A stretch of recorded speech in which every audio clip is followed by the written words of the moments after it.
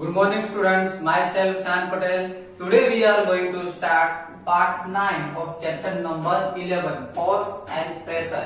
जैसे कि बच्चों हमने अब तक इस चैप्टर में सिर्फ फोर्स के बारे में पढ़ा है कि व्हाट इज फोर्स, फोर्स क्या, फोर्स के बारे में हमने यहाँ पर पार्ट 8 तक हमने इस चैप्टर में फोर्स के बारे में पढ़ा है ना, कि फोर्स क्या होता है, फोर्स के हमने टाइप्स और वो सब देखे थे ना. ओके, नॉन कॉन्टेक्ट फोर्सेस देखे थे, कॉन्टेक्ट फोर्सेस देखे थे. तो अब तक पार्ट इसमें चैप्टर नंबर 11 में हमने सिर्फ फोर्स के बारे में पढ़ा है.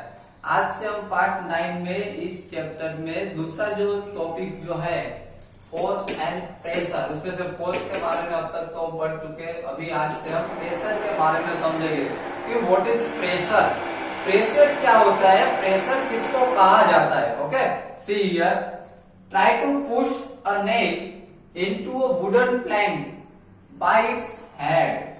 यहाँ पे ऐसा बताया गया है, एक नेल लीजिए. नेल आपने देखा है ना, आयरन नेल आता है, आयरन नेल लेना है.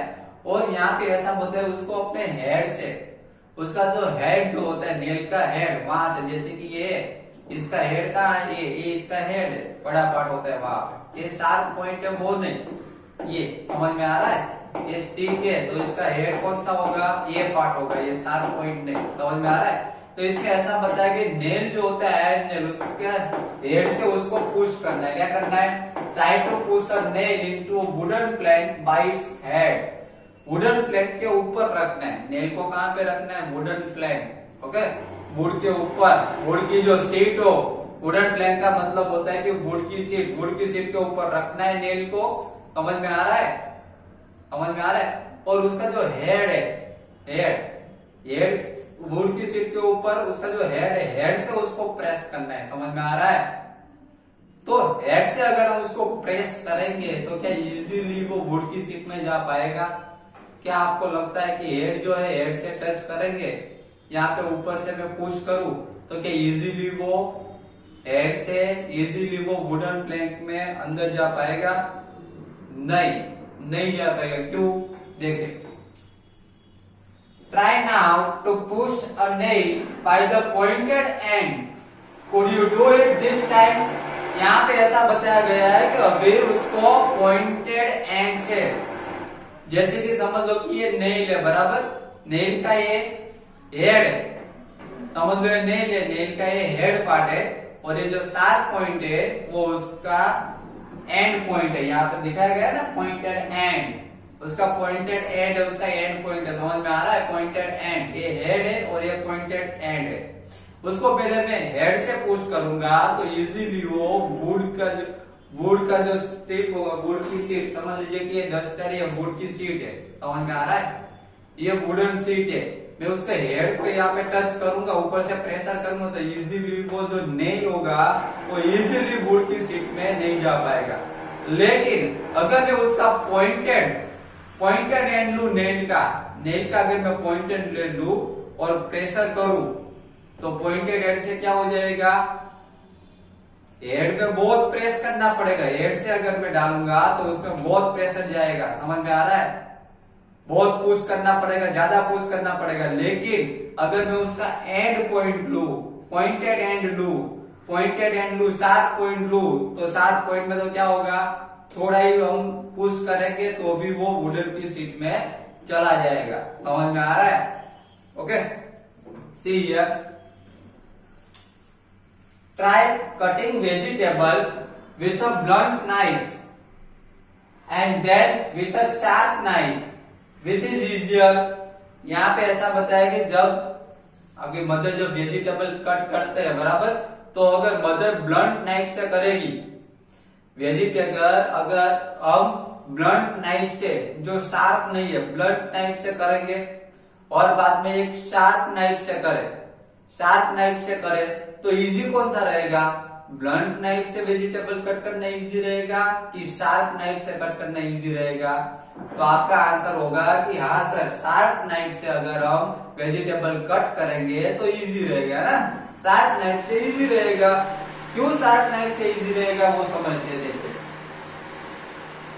Do you get the feeling that the area over which the force is applied For example, the pointed end of the nail plays a role in making this task easier. यहाँ पे ऐसा बताया गया है कि अगर एरिया कम होगा, यहाँ पे ऐसा बताया गया है कि अगर एरिया कम होगा तो इजीली उसमें प्रेशर उसमें साथ, जैसे कि समझ लो कि ये नेल जो था, नेल का मैंने जब हेड लिया तो हेड का एरिया ज्यादा था, समझ में आ गया, हेड का एरिया ज्यादा तो इजीली वो पुश नहीं हुआ, प्रेशर हमको ज्यादा लगाना पड़ा। लेकिन जब नेल का मैंने शार्प टिप लिया, शार्प टिप से प्रेशर कम लगाना पड़ता है तो भी वो वुडन शीट में चला जाता है, समझ में आ रहा है। तो जितना एरिया कम होगा उतना प्रेशर क्या करना पड़ेगा, कम देना पड़ेगा, समझ में आ रहा है। ये प्रेशर के बारे में उतना फोर्स हमें कम लगाना पड़ेगा। जैसे कि समझ लो कि ये मेरा हैंड है, इसको मैं स्टिक से अगर ऐसे प्रेस करूं, बराबर, प्रेशर पे ज्यादा लगा तो भी मुझे कुछ नहीं होगा। लेकिन इसकी जगह पे मैं नीडल ले लूं तो, समझ में आ रहा है, इसकी जगह पे मैं नीडल ले लूं तो नीडल में क्या होगा, नीडल का जो पॉइंट होगा उसमें एरिया बहुत कम होगा, इसका एरिया ज्यादा है नीडल से, समझ में आ रहा है। नीडल का जो पॉइंट होगा उसका एरिया तो बहुत कम होता है, इजीली थोड़ा सा मैं प्रेस करूंगा तो भी मुझे नीडल लग जाएगी। ये देखो, ये मैं जोर से अगर मैं प्रेस करूंगा इसको तो भी ये मुझे नहीं लगेगा, समझ में आ रहा है, क्योंकि इसका एरिया ज्यादा है। लेकिन इसकी जगह पे मैं नीडल लूंगा, उसमें फोर्स ज्यादा भी नहीं लगा, थोड़ा सा फोर्स लगाऊंगा तो भी वो मुझे लगेगी नीडल, समझ में आ रहा है। वो नीडल मेरी ये पाम जो है, पाम में चली जाएगी। क्यों? क्योंकि नीडल का एरिया बहुत ही कम है, समझ में आया। तो जितना एरिया कम होता है उतना प्रेशर कम लगाना पड़ता है, समझ में आ रहा है, उतना फोर्स कम लगाना पड़ता है, उतना वर्क इजी हो जाता है। याद रखेगा, जितना एरिया कम होता है उतना वर्क क्या हो जाता है, हमारा इजी हो जाता है। Clear? Okay, see here, the force acting on a unit area of a surface is called pressure.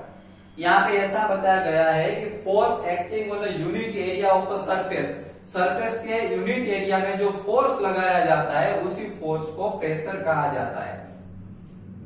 एक सरफेस है, जितनी सरफेस के यूनिट एरिया में जितना फोर्स लगाया जाता है उस फोर्स को क्या कहा जाता है, प्रेशर कहा जाता है। मीन्स वो एरिया के हिसाब से होता है, समझ में आ रहा है।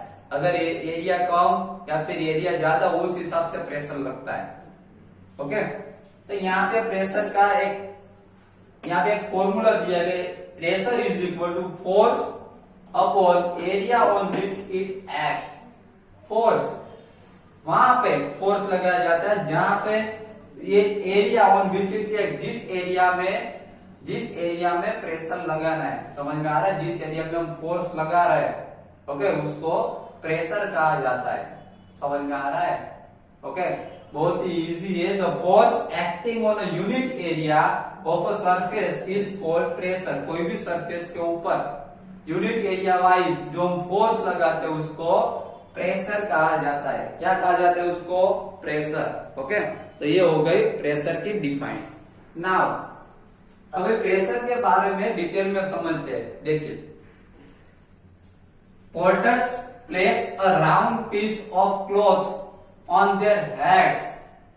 आपने देखा होगा कि पोर्टर्स जो होते हैं, जो कुली होते हैं, जो रेलवे स्टेशन में जो पोर्टर्स जो होते हैं ना, जो कुली होते हैं, जिसको कुली कहा जाता है ना, वो जो लगेज ले जाने का काम करते हैं, वो क्या करते हैं, अपने ऊपर टर्बन लगा देते हैं, राउंड, समझे, अपने हेड के ऊपर राउंड टर्बन लगा देते हैं, उसके ऊपर सामान रखते हैं, उसके ऊपर लगेज रखते हैं। ऐसा क्यों करते हैं? जो पोर्टर्स जो होते हैं, जो कुली जो होते हैं, वो लगेज कैरी करने के लिए सबसे पहले अपने हेड के ऊपर क्या कर देते हैं, टर्बन लगा देते हैं। Cloth on their head, piece of cloth, वो क्लॉथ से एक राउंड कर देगा, अपने हेड के ऊपर क्लॉथ लगा देते है ना, ऐसे टर्बन जैसा बना देते राउंड शेप में।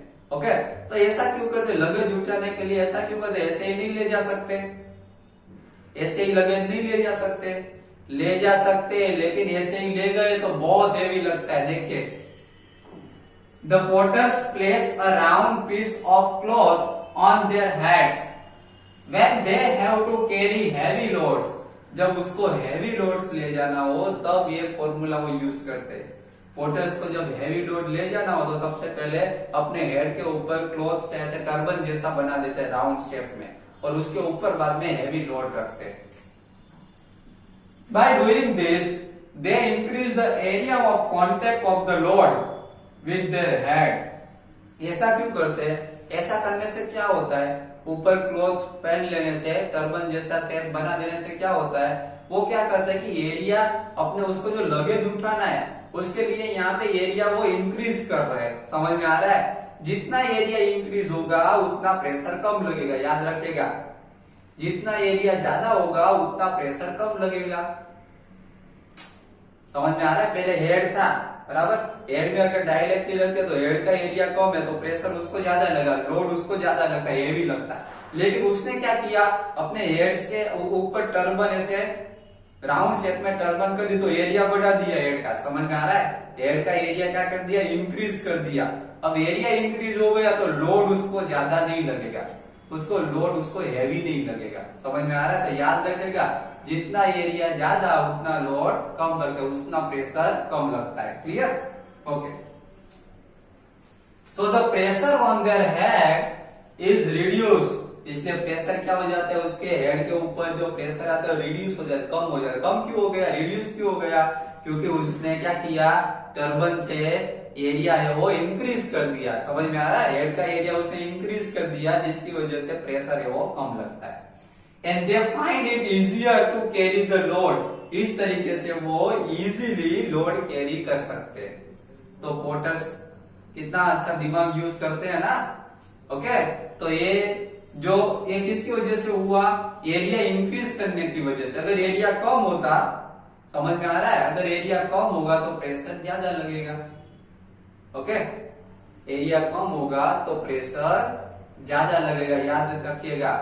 और एरिया अगर ज्यादा हुआ तो प्रेशर कम लगता है। Okay, see here. So the smaller the area, larger the pressure on a surface of the same force. यहाँ पे ऐसा बताया गया है फोर्स भले ही उतना हो, यहाँ पे ऐसा बताया गया है कि फोर्स भले ही उतना हो, लेकिन अगर एरिया कम होगा, अगर एरिया कम हुआ तो प्रेशर ज्यादा लगेगा। समझ में आ रहा है? जैसे कि मैंने आपको पोर्टर वाला एग्जांपल दिया कि देखो लोड जो है वो तो सेम हैवी है लोड, उसमें तो प्लस माइनस नहीं होता। जैसे कि बैग है, बराबर हैवी बैग है तो उसका लोड तो उतना ही है।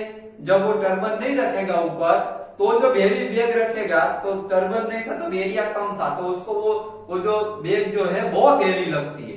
समझ में आ रहा है? लेकिन अब उसने क्या किया, एक आइडिया किया, तो उसके ऊपर उसने टर्बन बना दी। समझ में आ रहा है? एरिया उसने प्लस कर दिया, उसका एरिया ज्यादा हो गया। अब एरिया ज्यादा हो गया, बाद में वो हेवी बैग रखेगा तो उसको इतनी हेवी नहीं लगेगी। समझ में आ रहा है? देखो लोड तो सेम है, फोर्स तो सेम था, लोड तो सेम था, लेकिन एरिया के ऊपर डिपेंड है। अगर एरिया कम होगा तो प्रेशर ज्यादा लगेगा, और एरिया अगर ज्यादा होगा, ओके, एरिया इंक्रीज हो जाएगा तो प्रेशर कम लगेगा। And then the area of the pointed end of the nail is much smaller than that of its head. यहाँ पे वो नेल वाला है, देखो जो पॉइंटेड नेल का जो पॉइंटेड एंड होता है उसका एरिया कम होता है। समझ में आ रहा है? और किससे कम होता है, तो उसके हेड से पॉइंटेड एंड जो होता है उसका एरिया कम होता है। The same force, therefore force तो सेम ही लगाया दोनों में ना, नेल में, हेड में भी सेम लगाया फोर्स, और पॉइंटेड एंड था उससे भी सेम फोर्स लगाया। Produce a pressure sufficient to push the pointed end of the nail into the wooden plank. लेकिन जो पॉइंटेड एंड जो होता है, पॉइंटेड एंड वो वुडन की सीट होगी, वुडन प्लैंक होगा, उसमें पॉइंटेड एंड चला जाएगा। प्रेशर उतना ही है जितना हेड में लगाया था। समझ में आ रहा है? लेकिन हेड नहीं जाएगा, वो पॉइंटेड एंड चला जाएगा। क्यों? क्योंकि पॉइंटेड एंड का एरिया क्या है, कम है, इसलिए। Can you explain now why shoulder bags are provided with broad straps? And not thick straps. यहाँ पे ऐसा बताया गया है कि आप जब स्कूल बैग ले जाते हो, शोल्डर बैग है ना, जब आप शोल्डर बैग ले जाते हो तो उसके आपने स्ट्रैप्स देखना, उसके जो स्ट्रैप्स जो होते हैं, उसके जो पट्टे जो होते हैं बैग के, है ना, वो बॉर्डर रखे जाते, ब्रॉड रखे जाते, बड़े रखे जाते हैं, इसकी साइज ऐसी बड़ी होती है ना।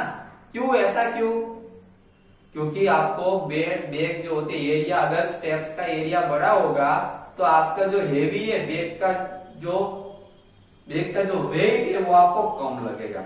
अगर स्ट्रेप्स जो है बैग के, जो स्ट्रेप जो है स्कूल बैग के, अगर उसका एरिया कम कर दे, अगर बड़े ब्रॉडर जो स्ट्रेप्स हो गए तो आपको हेवी नहीं लगेगा, आपको एक्सपीरियंस होगा, आपको वेट नहीं लगेगा ज्यादा। लेकिन स्ट्रेप्स अगर छोटे स्ट्रेप्स हो गए, एरिया कम हो जाएगा स्ट्रेप्स का, तो आपको वो लोड है वो ज्यादा लगेगा। समझ में आ रहा है? क्योंकि एरिया कम हो गया तो प्रेशर ज्यादा लगता है। मैंने आपको समझा कि अगर एरिया ज्यादा होगा तो प्रेशर कम लगेगा, और एरिया कम हो गया तो प्रेशर आपको ज्यादा लगेगा। इसीलिए स्कूल बैग जो होती है उसमें उसके जो स्टेप्स होते हैं वो ब्रॉडर होते हैं।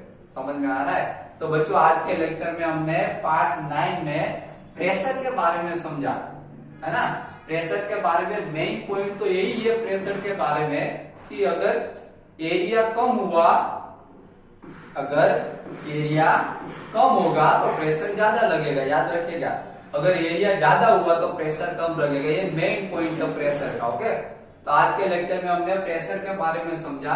अभी नेक्स्ट जो पॉइंट है प्रेशर के बारे में आगे वो पार्ट 9 में हम समझेंगे, सॉरी पार्ट 10 में समझेंगे। Okay, thank you very much.